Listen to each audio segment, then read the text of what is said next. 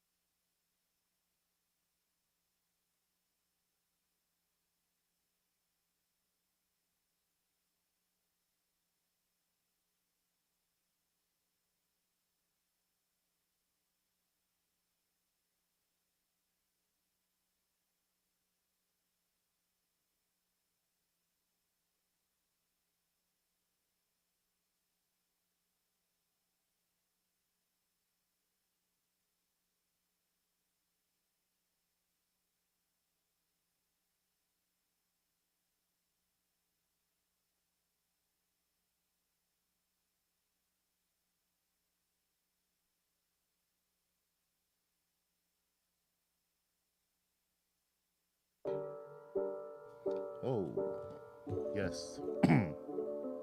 Man, here we go. but we made it, right? Yo, what's going on, y'all? It's Emos the Witness, and I'm back for a Freestyle Friday. And as you know, it's the Phil Show. Welcome back. We made it through the week, ladies and gentlemen. I'm glad to be here with you. Welcome. Thank you for coming to my show. Again, we're live every Monday, Wednesday, Friday from 10 to 11 a.m. at downtown 120 East Market Street. I encourage you to come down here and get you a live show. Lend your voice to the global dynamic and the national dialogue. That's what I've done. You can catch me on YouTube, Facebook, Instagram. Like that page, that subscribe button. There's a lot to get into today. Like I said, this is a Freestyle Friday. When we do these shows here, we try to have a theme to each day. We try to bring in the news, try to bring you perspectives on our political leaders, and we also try to bring you a little bit of everything that's taboo under the table. So over the table. So I guess if you could say that. But I'm downtown with my man Malik and Wyatt, two of the hottest working media producers in the business. So let's get into it, my man Malik. Let's cut down this music. Let's get into the background music, as we do here at the Emos to Witness Show. And as you guys said, the Witness Show is the field show, standing for what the fuck I look like. That's right. We're tired of the nonsense. We're tired of double talk. We're tired of the rhetoric we hear in our political system. We're tired of the two-tier justice system. And we're just going to push back a little bit. We're gonna hold people accountable. We're gonna speak truth to power.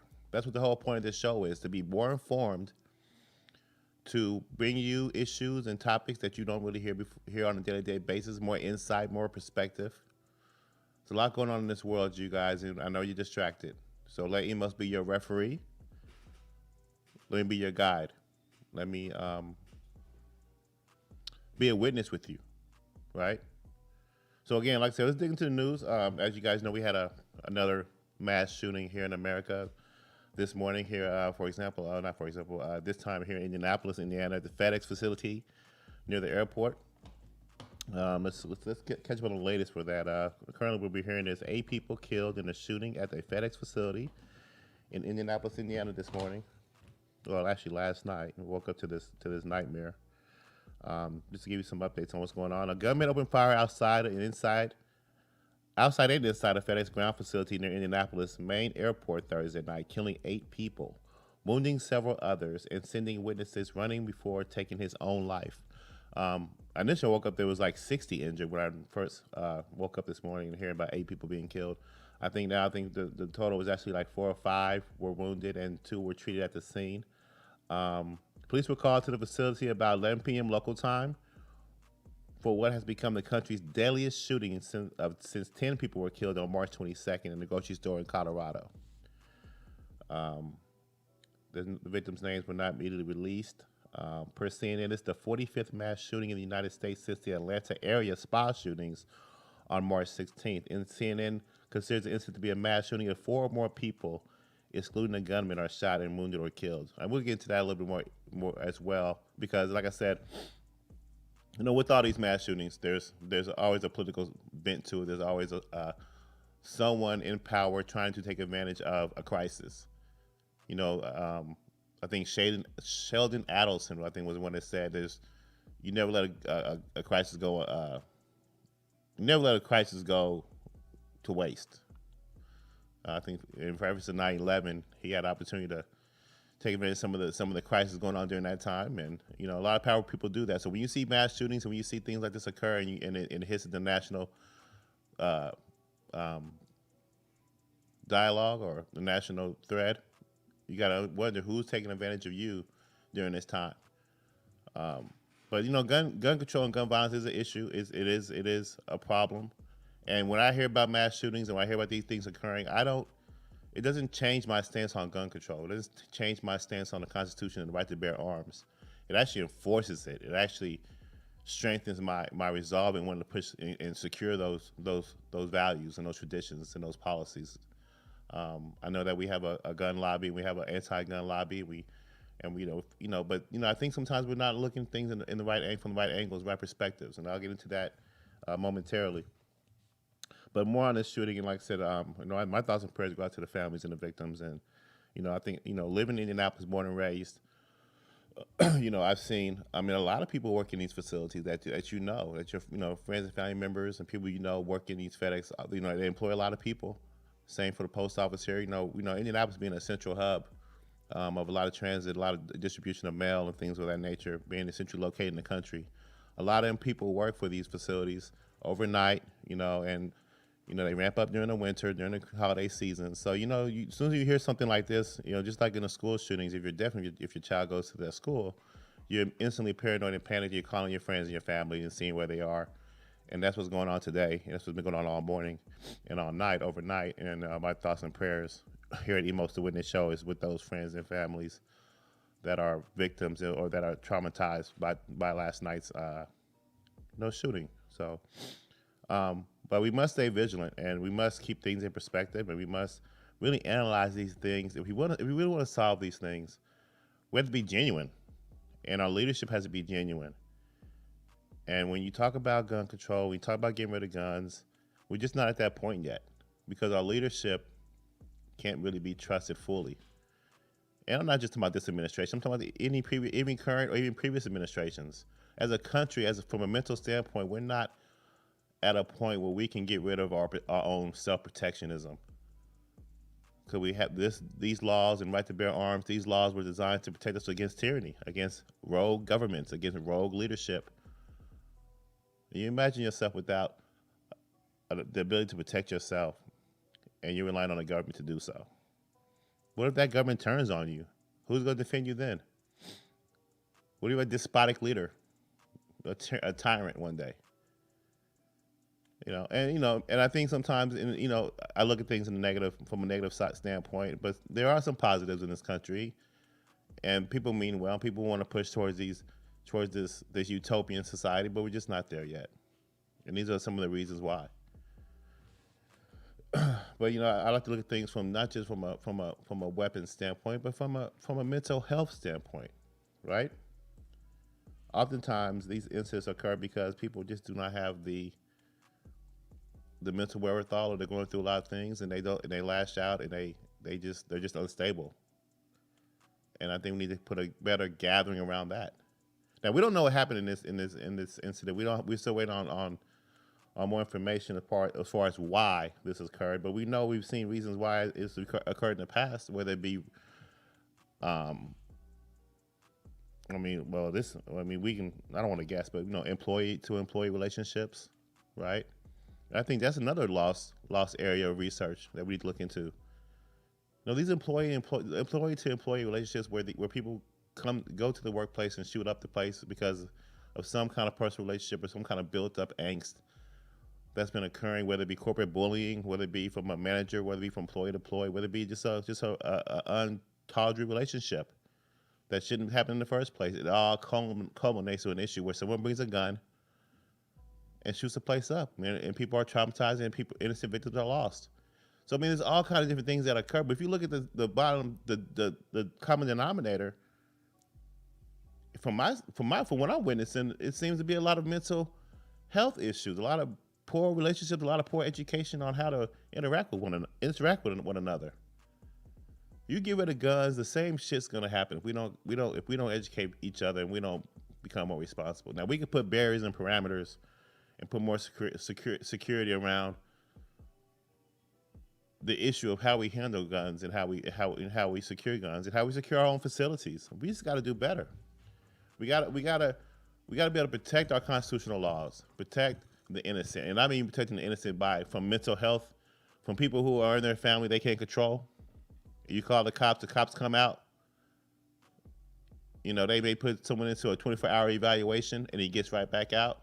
Where's the protection for the family in these situations? If that family member just snaps and pulls out a gun, there's not going to be enough time for you to call the cops and get the police there. You need your own deterrent in the house, in the store, in the school, at work. A lot of individuals at that FedEx facility last night didn't have a cell phone on them. They're easy marks, just like children. Where's the protection? You don't take away the guns. And that's going to be hard as hell to do. That genie's out the bottle. You're going to spur more problems. I think we sensationalize guns too much. That's what I've also been saying. I can't wait till the day where we stop talking so much about guns and how special they are, and then just treat them as what they are for the services that they provide. I think we glorify and we saturate the topic so much, and people are just so too irresponsible with it. And we need more education. We need more just more maturity overall on the whole issue, and we don't deal with it properly, in my opinion. Here at the Emotional Witness Show, like I said, hit that like, subscribe button. This is the Phil Show, send what the fuck I look like. We air every Monday, Wednesday, Friday from 10 to 11 a.m. here at Wave One Media, downtown at 120 East Market Street. This is a brand new show. Like I said, we're just getting started. It's a Freestyle Friday. I've never done this before. I never had a show, but I'm stepping out because I'm just tired of what I see in the news. I'm tired. I mean, I'm just tired of hearing the same voice. I'm tired of seeing the same faces in government. So if I can push lend a voice and speak out from my angle, this is my opportunity to do so, and I hope you go with me as witnesses. I aim to be your moderator. I aim to be your ref. I don't aim to be someone who lightens and change your opinions. I just want to bring things to light. Be a thought leader, and you take those thoughts and you run with them. And isn't that better? Isn't that better than following? Isn't that better than just, hey, who are you going to vote for? Let's not wake up on midterms and in 2024 ill-informed, right? Don't go back to your couch and light protest. Be a Monday morning quarterback. If these issues really truly hurt you, really truly affect you, you'll do some way to lend your voice, lend your helping hand to it. And that's what I'm here to do at Emotional Witness. So just like that, hit that like, subscribe button. We'll be lighthearted in some ways, and hopefully most in certain points. But the world is just the world is just so crazy right now, and I know you sense it. I know you still feel on edge, whether it be in your pockets, whether it be what you hear about the wars and rumors of wars. What you hear in the media. I know you're drained with the pandemic and the virus and the vaccinations. Then you have these frivolous topics, and this is Freestyle Friday. There's these frivolous. I'm sorry, excuse me. What I presume to be just kind of distractions, topics and issues that you hear, like, man, like what the fuck I look like? Why bring it to my attention? It's not even entertainment. I just think we do a lot of procrastinating, a lot of wasting time in this country. Definitely when it comes to how we socialize. And maybe that's what it is. Maybe that's what it is to keep us getting us through the day. Some of the nonsense that we hear that we know, I think, is really common sense. But I guess I'll split that here in a minute. But I want to stick to this gun topic.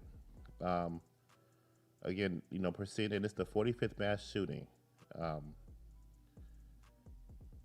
And it's like, you wake up and you still see the same America, we make it through the week. We still wake up to this kind of talk, political double talk, media manipulation, the war talk, mass shootings. And like I said, I'm not a conspiracy theorist, but I read a lot. I research a lot, and I try to find a deeper reason for some of these things. And I hate to kind of come at you like this, but I got to give you my opinion, and my opinion is that sometimes it just seems really odd to me that after a campaign, after an election, that very first year,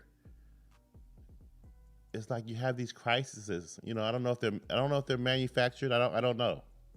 I don't know if they're deliberately. I don't know how do people get the balls to go up into a school and shoot, to go up into a place of employment to shoot. I can't wait to find out the reason behind this one. But they all seem to be the same. But I always seem to kind of occur like at the beginning of a new administration, and it seems like it just kind of goes along with a narrative that's divisive, or an issue or a topic that is divisive, and that's gun control, and that's getting rid of guns, and that policy is heavy in the Biden administration. So if you have a series of mass shootings, it's easy for you to push that policy through. And I'm not saying like there's some deep intelligence or some deep conspiracy where people are kind of rogue and causing these lone wolves to maybe do these things and just to spur about a debate. That'd be very tragic. But that's been proposed before. That's been brought up before as a possibility in other issues, in other cases that have not been resolved yet. I think about that Vegas shooting. That was a big question mark during the beginning of the Trump administration. That big mass shooting in Vegas from the Mirage or Mandalay Bay. I don't want to say MGM. I think it was MGM. I done slandered 3 hotels in Vegas just now, Malik. I'm like, we gonna get sued, being by 13 viewers. They're like, damn, the industry's already a wreck. Okay, anyway. But yeah, and I just said I research a lot, so I'll get that information. I think it was, one of the Vegas hotels, one of Luxor, but no, I think it was MGM though. But I mean, again, there's, a lot of these shootings, man, they're just so like outside the brain that you just are we getting numb to it? It's similar to a protest. Like I said, I don't want to get into a lot. What time is it? 10:30. On a Freestyle Friday. I mean, like we know a lot of shit has happened this week. I mean, I didn't even bring up the shootings, yet. The current police shooting with the taser. I don't want, I mean, it's just a lot of things going on in this world, and I just kind of wonder, like, where are we headed? It's gonna be a hot summer, you guys. It's gonna be a really hot summer. Wednesday we were just talking about Russia and Ukraine, what's going on there. Let's get into more news. Let me stay on topic as much as possible. But this next article, sticking to the gun laws. I don't know why I came my mouse, but like I said, per CNN, like I said, CNN is to me is one of the most left slanted sites or news organizations that's out there. I mean, I remember CNN I used to watch CNN faithfully, man. Like I used to watch CNN and like Wolf Blitzer and them, and I really felt them as being objective and even killed and straight up the line, just reporting the news. And even their opinion pieces, their opinion portions, the segments of their news would be straight down the line. You have your Republicans and your Democrats, and remember Crossfire? I'm so old, man. I'm calling myself out, but there used to be a show called Crossfire on CNN. I think Tucker Carlson was on there actually, and it was just a strong, fair debate on both sides. The topics were being laid out. It was really good. It was a really good show. And then, I just woke up one day and you can just tell the left slant bent. And I don't know if it happened right when Obama was elected, former President Obama was elected or not, but I really don't look at CNN no more as a centralized, fair and balanced news organization. Of course, I consider them mainstream. But anyway, the U.S. has reported. This article says the U.S. has reported at least 45 mass shootings in the last month. Now, every shooting is bad, but I mean, this article to me, in their research and in their analysis, seems to me that they're trying to kind of overinflate the numbers a little bit to kind of promote the continued narrative of why we need to get rid of guns. Okay, again, like they define a mass shooting when 4 or more people or there's 4 or more casualties, excluding the shooter or shooters. That's what they consider a mass shooting. So we have 45, to begin the year, and the most recent one was this one in Indianapolis at the Fedex facility. April 15th, we had the Pensacola, Florida, where 6 people were injured in an apartment complex. Now, see, that could be domestic, right? Or that could be just like criminal. Or that could be gang. 4 people were shot, including a teenage girl. Police said a dice game turned violent when 2 shooters opened fire on a group, injuring 4. Now, like I said, all gun violence is bad. But I mean, some of these, I don't know if you really can call it a mass shooting, really. Like, some of these seem like to be like criminal incidents, and like 1 person was killed and 3 others injured in a shooting at a house party. Like, a toddler and 3 other people were injured when suspects fired into a business parking lot. See, that could be a mass shooting right there. Let me see. 1 person was killed and 3 others injured, including a mother and child, after gunfire was exchanged in a Memphis neighborhood. Again, it seems like it's just like criminal, personal. Even this shooting, at the FedEx facility also was, I don't know. It could be personal, right? It could be a relationship between 2 employees, or it could be like a husband coming up to the location going off. It's like it seems that they derive from a standpoint, as like maybe domestic or just something that's been brewing for a long time. And, so this mass shooting, it affects other people that may want involved. That's my definition of mass shooting, but some of these are incidents probably personal in nature. So, I mean, sometimes, like I said, I always got to look at the bigger picture. and I always gotta look at things, how they're reported. And like I said to myself, what's really um, what really makes sense, what really lines up, what's really true. Is something kind of being deflated or kind of are you being manipulated with the information that you're getting? And it appears this may be the case. Not all these cases don't appear to be mass shootings, in my opinion. But we still need to do something about relationships and mental health and how people problem solve. While still protecting yourself with these kind of weapons. Because I'm telling you, if you get rid of these weapons, someone's gonna just pick up something else, whether it be a knife, whether it be, a bomb. I mean, whatever. I don't know if you can say bomb on the air anymore. But like, look at some of these potential 45 killings or shootings since beginning of the year. Police on April 10th in Waterbury, Connecticut. Police respond to calls of a weapons complaint and found blood trails and 4 injured victims. See, I don't know if I can call it a mass shooting, CNN. An incident, we need more information. An incident outside a house party resulted in 4 people being shot and 1 critically injured. It seems like a house party where, it just seems like there's just choice and decision being made, in those situations. But there's no choices for the people in Fedex. They're just going about their day working. So I just think that sometimes, people try to take advantage of a crisis and they got to try to use these moments to push about an agenda. And we have to be careful. We got to be careful. But we also gotta keep our thoughts with the innocent victims, and those who died today, tragically.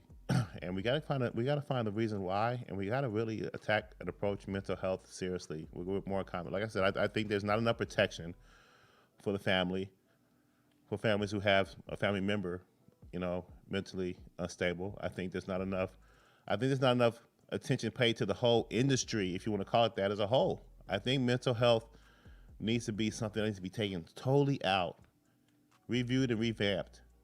But the responsibility of the pressure and the amount of work you put on police officers dealing with those kind of top issues, and the minimum amount of protection you give families, also trying to, heal their family member and deal with these issues.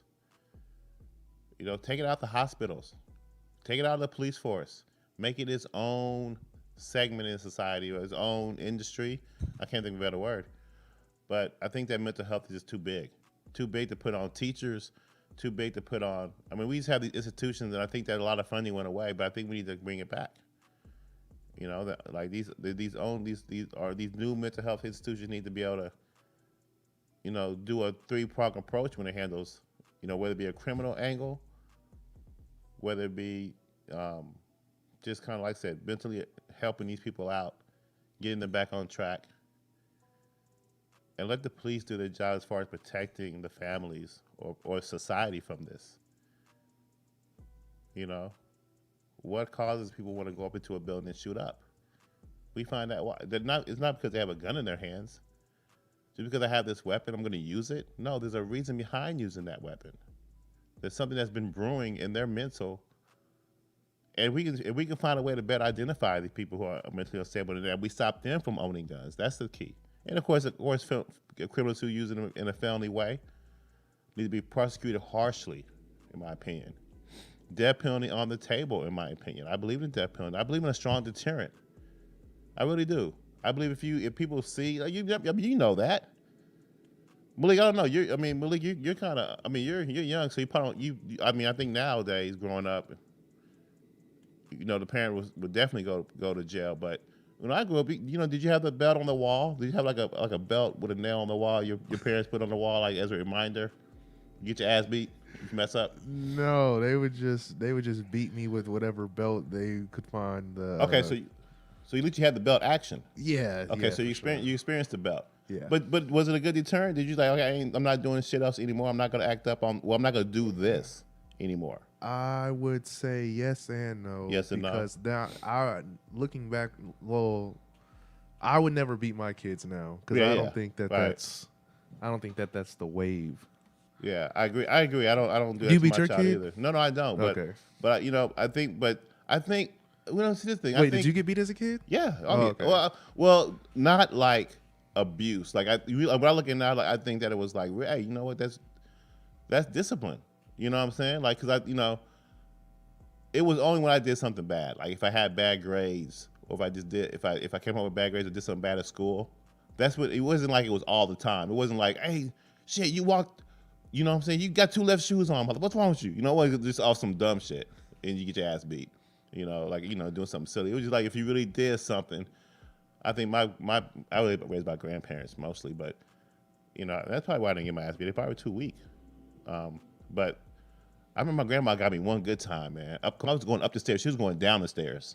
I was going up the stairs, and I had did something bad at school. I had cussed at school, actually. It was in like 6th grade, 5th grade. And I had cussed at school. I had like said something in the middle of class, and I think I said shit or something like that.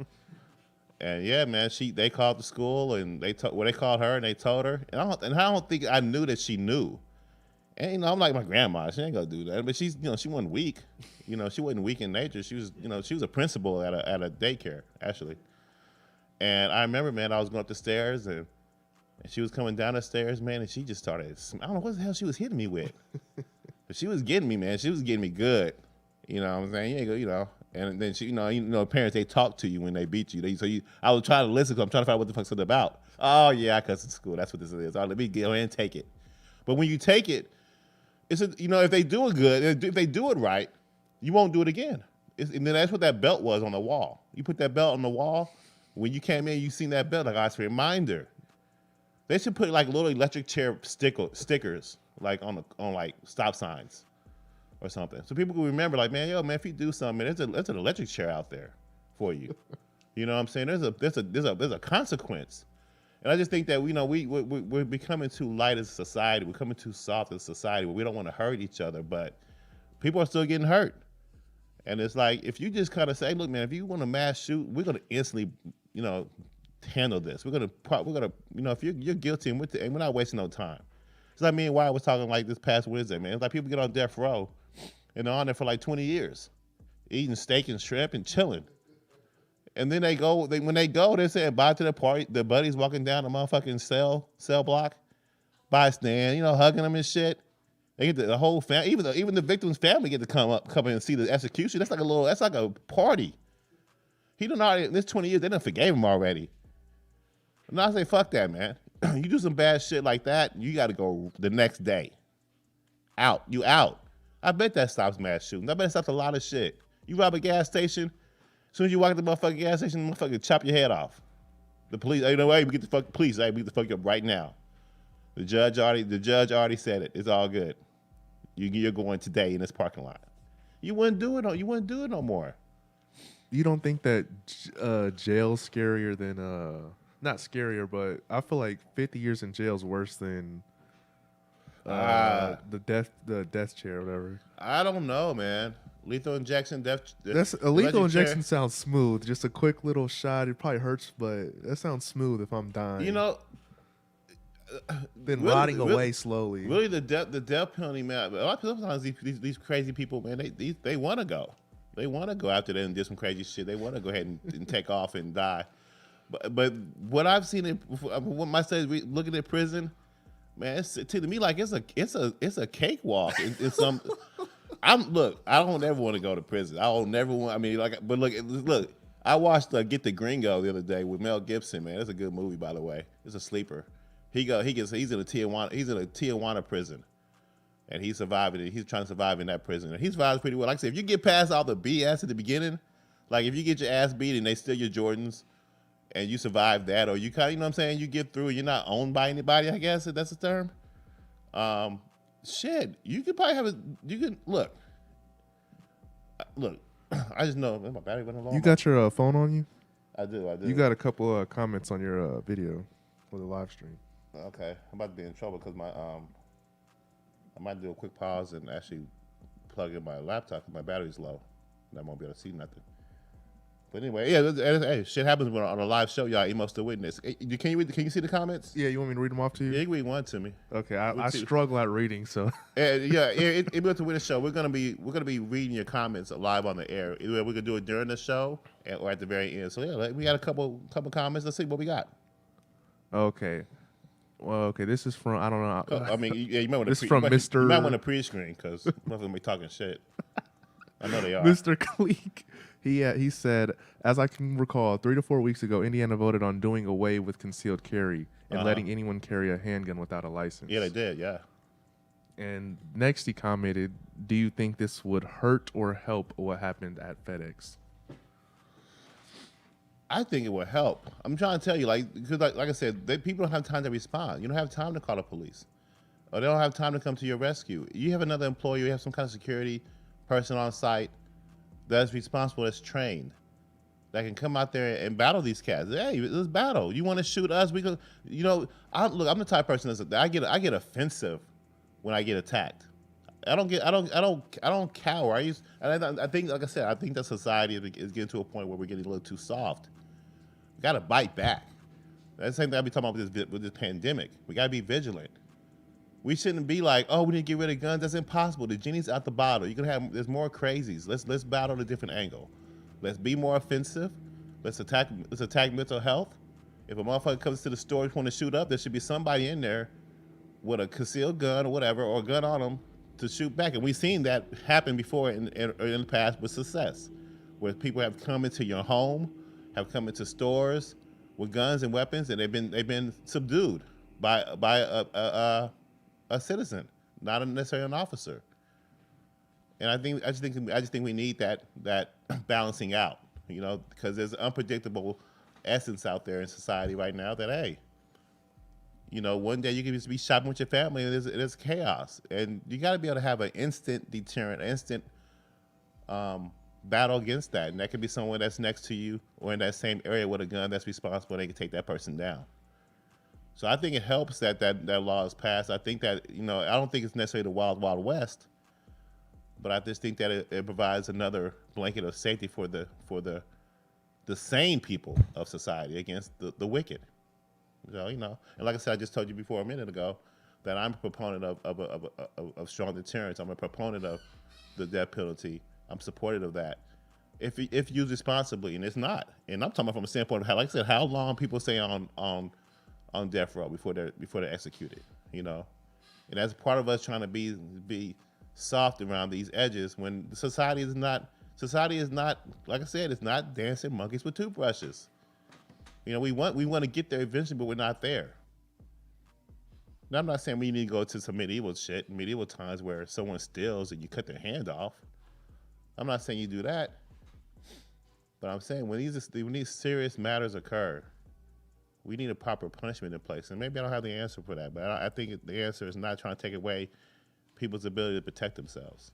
We just got to do better at the policy level. And we got to do better at the communication level and leadership level, from local, state, and national. And like I said, each state and the states' rights too, right? States' rights. You can live in a state that supports a bill like that, or you can move to a state that's more lighthearted in nature and doesn't agree with that. Those are the choices that you can make. If you live in a city or a county that you don't really support that kind of law, you can also work to change that law in the halls of government, or you can also protest, or you can leave and find a better environment that's more conducive to your family's traditions and beliefs. But that's what's so great about this country, and that's so great about capitalism, and that's so great about the Constitution and the amendments we have on the books, and why we need to protect those things. And like my person who just commented, he's staying involved and staying up on the issues. And that's what you got to do. That's what we're trying to do here at the Emos to Witness show. Stay abreast and stay on top of all the topics and all the issues, all the political rhetoric. And let's hold our leaders accountable. Let's see if we can get that Congress approval rating up. And I think it starts by having more great leadership, a change of leadership. And I think in addition to that, we got to hold our leadership accountable. We got to bring these policies to light. And we got to, really actually, stay up to date on these investigations that are kind of going by the wayside. We just got to do better at being involved. And I think this is the beginning of it. I think people are being more comfortable with social media and alternative media, not just listen to the mainstream media. knowing that there's alternative stories. No, I mean a lot of these people out there on YouTube, a lot of whether you're Republican or Democrat, a lot of the topics and a lot of issues are very resourceful that you won't get anywhere else. At the same time, um, at the same time it's more diverse. And you have investigative journalists, you have detectives, you have former mainstream and former news bigwigs that are branching off and going into social media because they know that they're capable as well. They're just as knowledgeable as well. There's someone on mainstream just feeding you through a puppet their slant, their agenda. As long as you're aware of that, when you're reading these articles, when you're reading about war, when you're reading about issues going on in America and beyond, you can be more informed because you know that you know the slant and the angles from each report or each news source. My laptop just went out, but I'm going to use the screen. So Malik, actually, can you go to the next article? Because I want to move on from mass shootings. This is a Freestyle Friday, but I had to spend a lot of time on this topic because it's been happening a lot in the last 4 months. It's only April, and I've been hearing a lot of mass shootings, and it's going to be a hot summer if it continues. And it's going to be a hot summer internationally, man, if we keep on battling and poking the bear. And that's what we've been doing in Russia. Like I said, the Trump administration, for all intents and purposes, for whatever you think about the man, they had great policy. And I'm going to say it. That's the reason why I voted for him in 2016 and in 2020. In 2016 in particular, because I was tired of the leadership that we were seeing. I wanted an outsider. I wanted an outsider with a brash voice, speaking his mind. And then the policy was about changing, draining the swamp, ending endless wars, peace through strength, America first, jobs. Who doesn't have any? Who would have a problem with any of that stuff? I don't have a problem with any of that stuff. Now I know America. I know you don't, but I know you have a problem with his I guess personality. I have a problem with that now because it cost him the election, but I don't have a problem with that personally. I pick my leaders based on policy. I pick my leaders based on what they can do for me and my family, and where they want to lead this country. Okay, and the things he was saying as far as weeding out corruption in the halls of Congress, dealing with and in business, with fair reciprocal trade, redoing these deals, the peace deals in the Middle East, the Abraham Accords, the withdrawal of troops out of Afghanistan. All those things that we were doing, the economic deals we're doing, the trade deals we're doing, And then you have the Biden administration coming to power, and he wants to review everything. And I'm really appreciative that he reviewed Afghanistan and decided to go ahead and continue with the withdrawal of the troops. But that wasn't his call. That was something that was already planned and already presented and already completed by the Trump administration. Back in March of last year. Taliban was on board.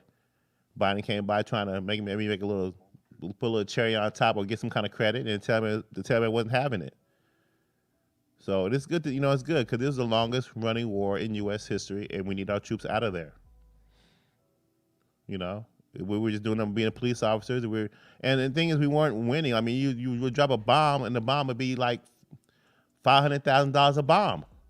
And we're not killing anybody. We're just blowing up mountains and dirt. Taliban would just chill and lay back into the winter, come out and kick ass, and go back into the summer, just harassing the coalition government down in Afghanistan. We would just waste a lot of wasteful spending.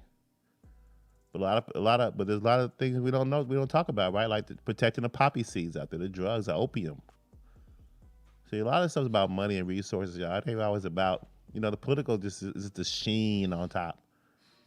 Just like in Ukraine. That's really about the a pipeline deal. Just like Syria. What did Trump say in Syria? We're pulling out the troops, but we're protecting those gas fields, that rich gas oil area. Our troops will remain there. That's what it's all about. There's suffering in issues and turmoil in all countries. But they gotta take their priority. They gotta wait in line based on resources. What you got in your country? Oh, you just got dirt and cows? All right, we'll deal with you a little bit later, Ethiopia. We see your battle. Libya, sweet oil. They have oil in Libya that you don't even have to refine. You just pull right out the ground and start using it. But they bungled that, didn't they, with Gaddafi?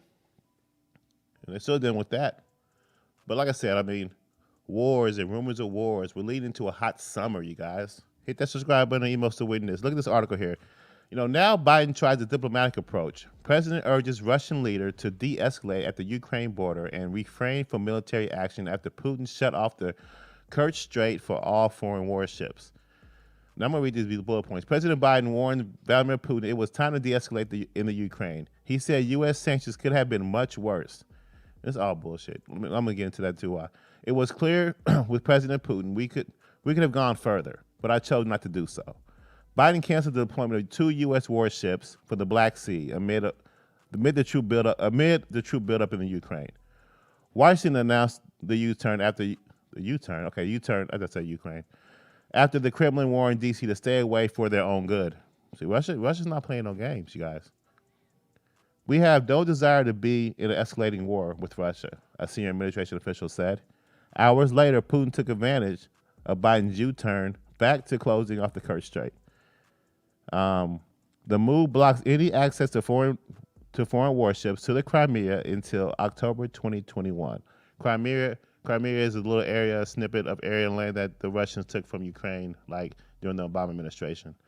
The second little strip of area begins with an A, but I don't know how to pronounce it. It's like Abazeka, some weird little area in Ukraine. But back in Obama administration, Russia annexed those 2 areas amongst the Ukraine separatists who are anti-Ukraine government, and they've been holding that land since then. And it's like a chess match. So every time we make a move, they make a move. And in this situation, we sent 2 warships and made a U-turn. And then the next chess move, Russia cuts off the strait, limiting or stopping access from foreign warships. So you have commerce and commercial ships can still go through, but not any warships. Okay. Another chess move to hold on to power or even strengthen their power in that country. But if you look deeper, also it's an issue with the oil pipeline deals.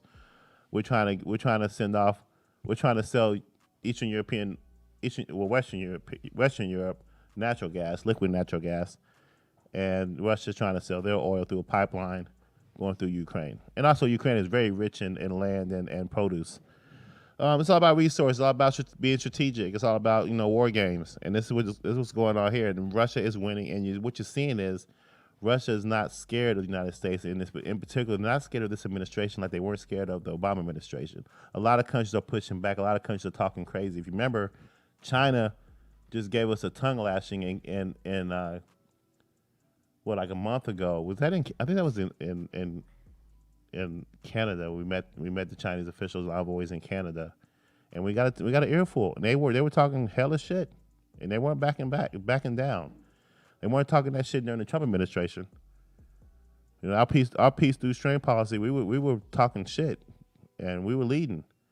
But we got this new administration. All of a sudden, we have all this biting back and talking crazy from all these other countries because they know the weakness, and we just see the weakness now with this U-turn.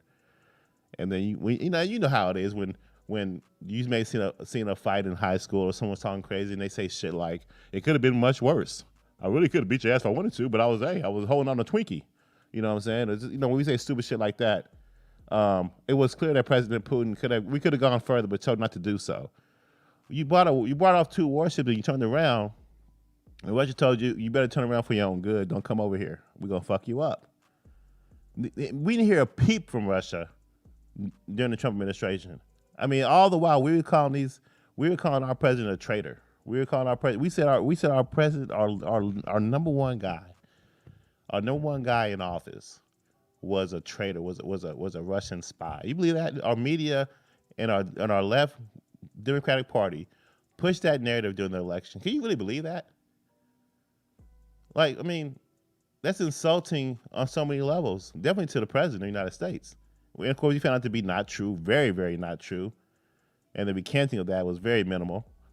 And then, like I said, that's why you gotta have different perspectives, different voices. But can you imagine another country constantly being said or being accused of bounties that on American heads that's not true, or interfering in an election. That's not true. You hear that for 4 or 5 years straight, being blamed for something like that, being the scapegoat or being the pariah from in another country. You're not gonna eventually you're gonna get tired of getting poked, and you're gonna show your strength. And Russia really didn't say too much during the Trump administration, but they denied a lot of that, of course. But we didn't hear that. But when the Biden administration is now in office, Russia's biting back because they know what kind of character this administration is. They know the same officials that were in the weak Obama administration drawing red lines in Syria, red lines in Ukraine, and getting walked over, are now in power again. Not only that, we're kind of aggressive towards Russia too. I mean, you remember Hillary Clinton? I'm telling you, if Hillary Clinton got in office back in 2016, we would have been at war with Russia right away that very same year. She was a war hawk and she was ready to attack, and for several reasons, and they weren't for your own good. So again, that's why I had changed up in 2016 because, like I said, I'm tired of the same policies. I'm tired of waking up every morning with the same topics in our heads. Whether it be school shootings, whether it be rumors of wars, withdrawing our troops, pandemics. What are we gonna do? All this double talk. And this is just another example of it. You know. So, like I said, I hope we de-escalate. I hope we don't get into any kind of real major conflict this summer with Russia, because we already got too many fronts to deal with, whether it be in China, or whether it be in the Middle East, whether it be on our own domestic front, whether it come to these police shootings, or become just dealing with just this pandemic. We don't have time for that. And I think this administration is kind of dropping the ball on all angles. And right now they got to worry about immigration. You know, it's not peaches and cream. I don't see any. You know, I don't see anything positive that's really been occurring in this administration for the last 4 months. You really look at it. You look at their handling of the stimulus. You look at their handling of the IRS refunds. You look at their handling of the communication with the pandemic. I keep looking at that next article. What's the next article? I think that next article, let's see, my laptop is gone. So, yeah, here's a bounty article. This is the bounty article I was referring to. Biden administration reveals the intelligence community is not very confident Russia actually put bounties on the United States troops. Now, when it first came out, the intel said it was no evidence. When it first came out, Russia denied it. But the previous article, if you go back one more time to the previous article, I didn't go down all the way, but if you the second to last bullet point, the White House also denounced Moscow for offering the Taliban bounties for U.S. troops. And then the very next day, go back to the next article.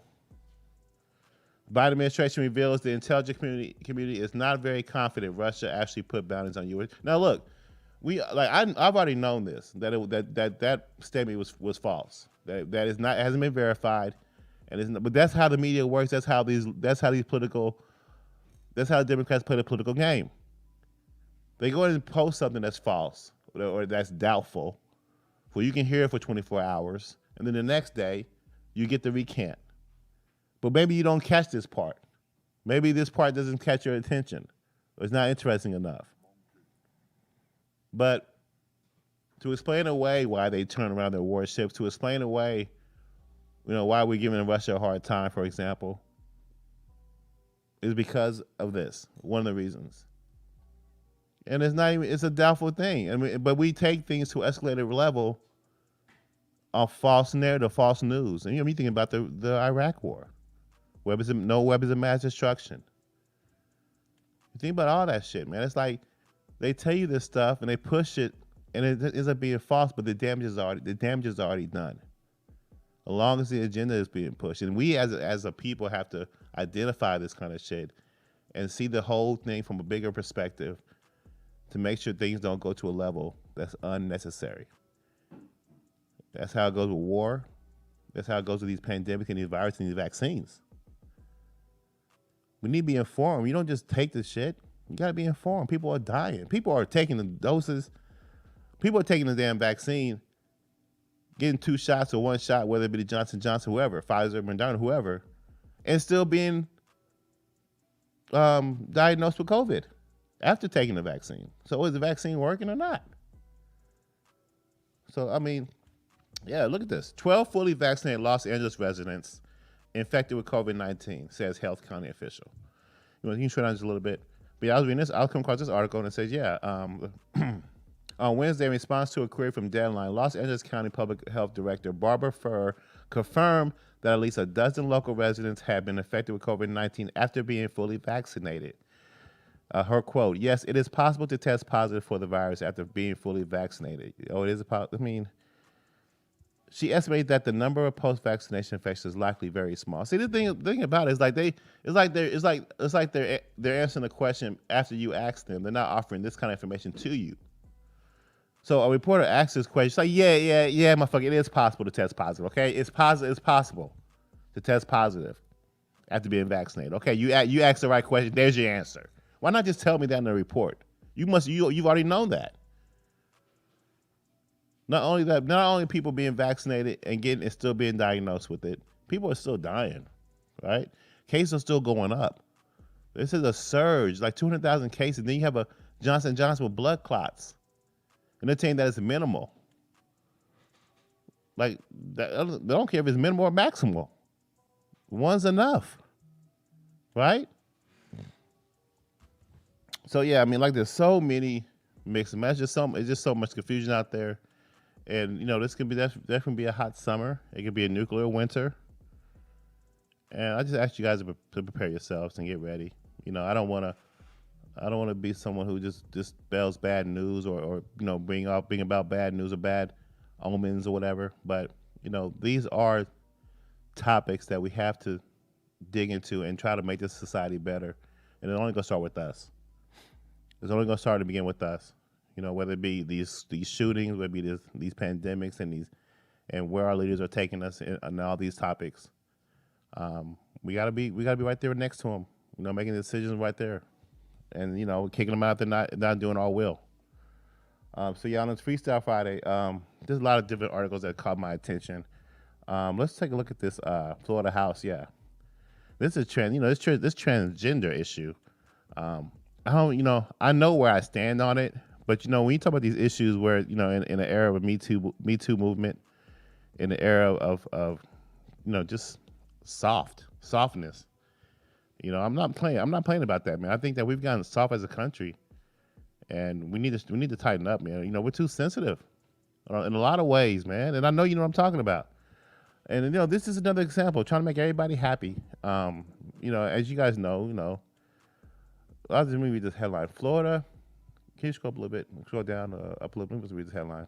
Yeah, Florida House passes bill banning transgender athletes from female teams as GOP Senator Rick Scott blasted the NCAA statement supporting trans rights as woke elitist psychobabble.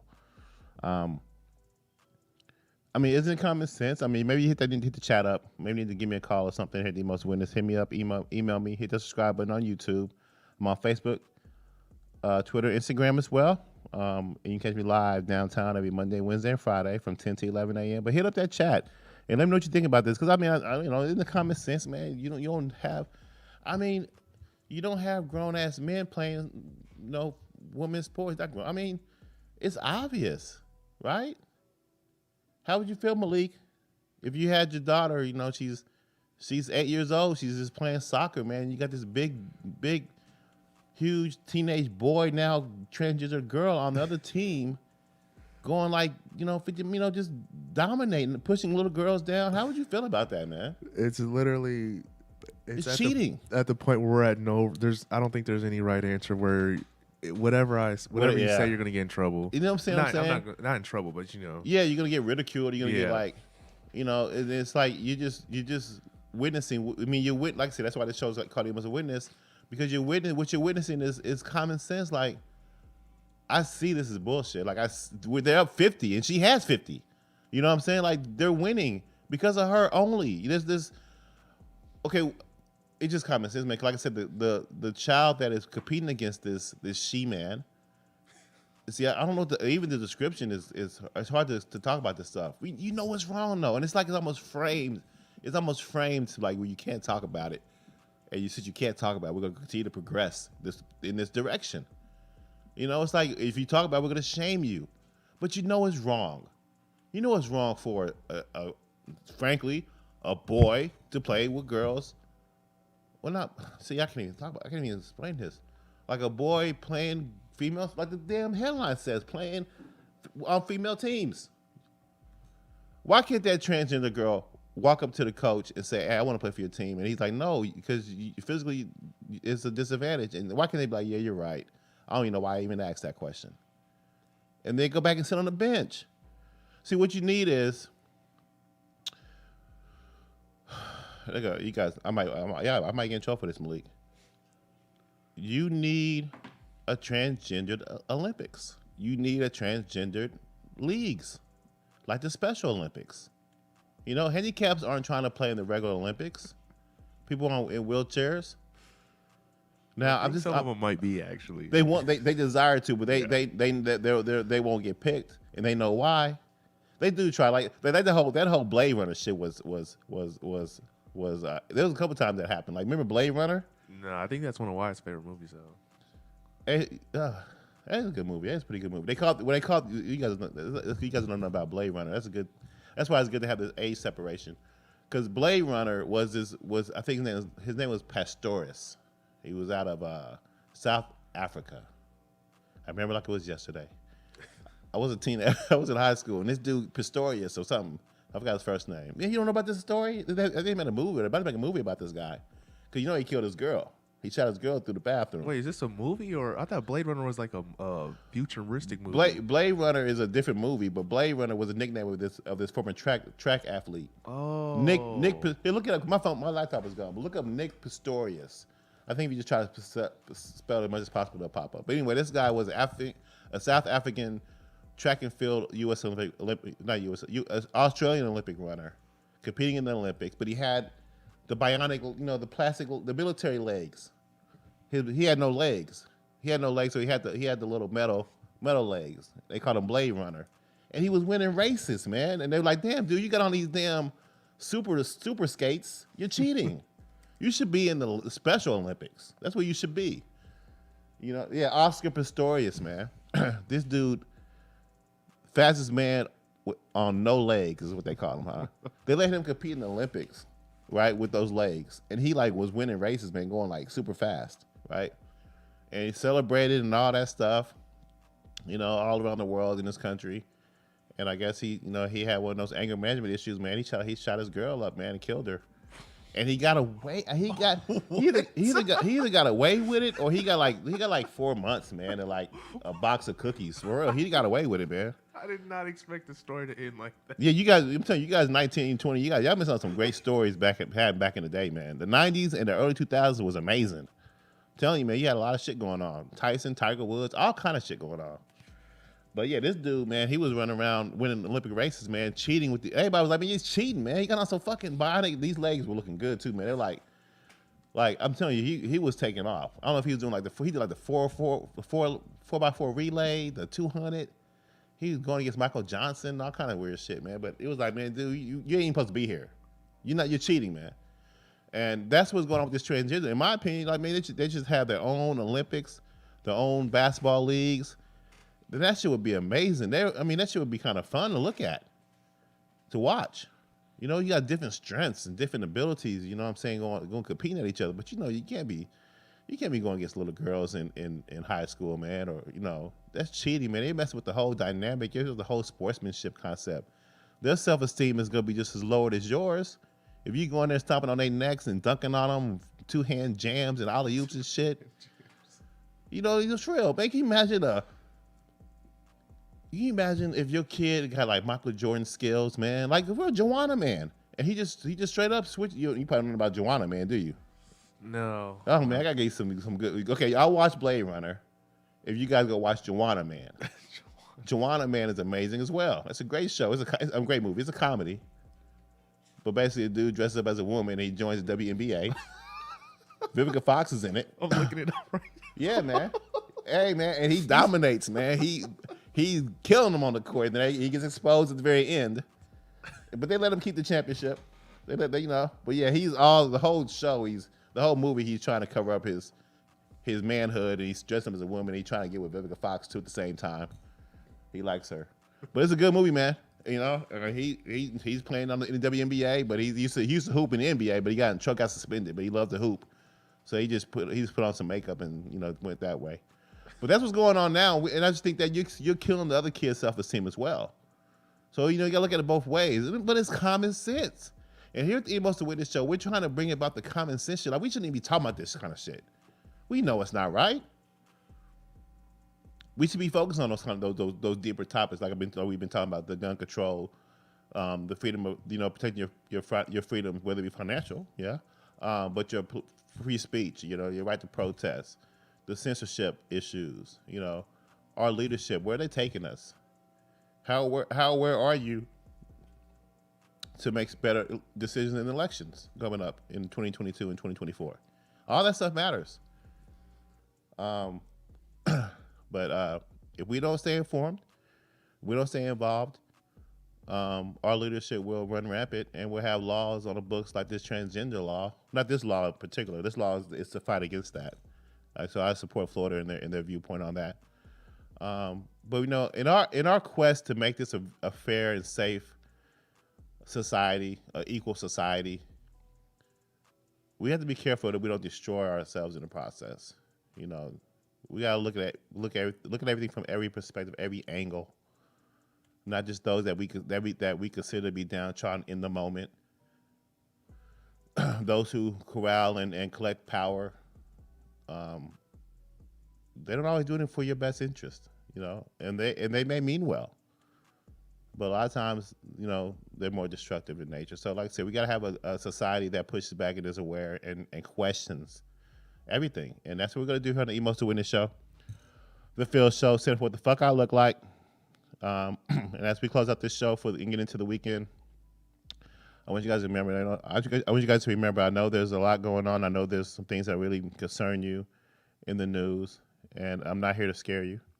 I'm here to inform you, and I want you guys to remember that there's a lot of positive too. And it starts with yourself, and just look at all the great things we have in this country to be thankful for, and that's what we're doing. We want to protect it.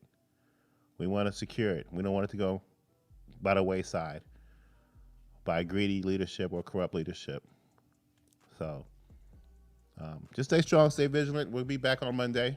Again, like I said, you can catch me every Monday, Wednesday, Friday live downtown at 120 East Market Street. Also on YouTube, hit that like, subscribe button. My podcast is on Spotify. And again, you can catch me on Facebook, Twitter, Instagram.